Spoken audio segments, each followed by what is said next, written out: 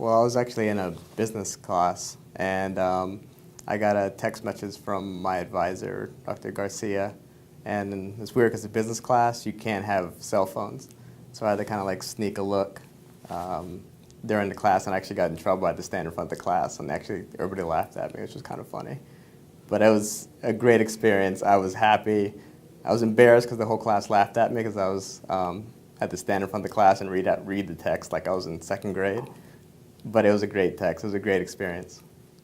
So my role in advancing health equity and diversity, I guess right now, is education. My goal is to get more people to know about the problems.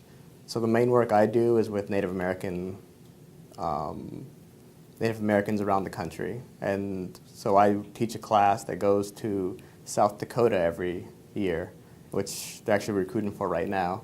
And the class's main goal is to teach people that there is a problem with Native American healthcare. There is a problem with the way that it's set up.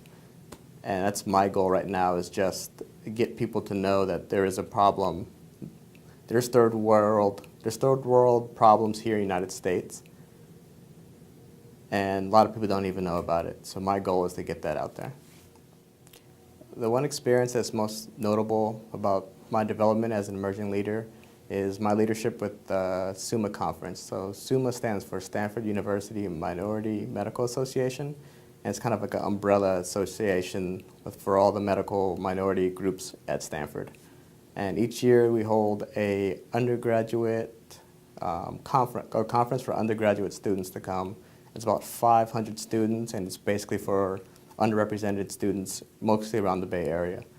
And each year we see new people come, more people come, enthusiastic, and people come multiple times. And one of the greatest feelings is when you see somebody come one year, and then the next year is like, oh, I did research because you told me to do this kind of research.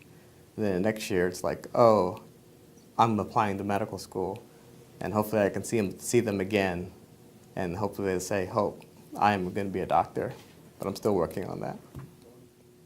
It's one nugget of advice I would give to somebody aspiring to be in my position is hard work. Hard work can't be substituted for. Even intelligence or even affluence can't take the place of hard work.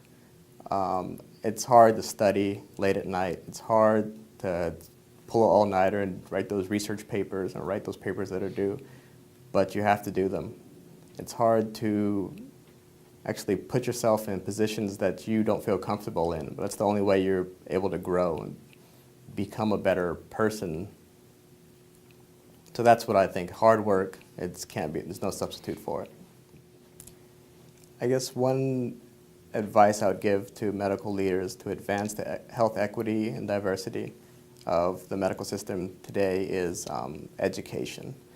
I've always heard as a kid you can become a doctor, a lawyer, an astronaut, but the next logical question is how, and nobody ever tells you how. Well, I guess some people say it's easy, I'll just go to college first, but I guess the next question too is how do you get into college? And once I get into college, how do I get into medical school? There's a lot of hows in those, MCATs, SATs, how do you get good grades? That's actually left out, and a lot of, especially minorities, don't know how, they don't know how to get that advice. And that would be the one thing, is education. Start young, start often, and of the how. That's what we need to focus on.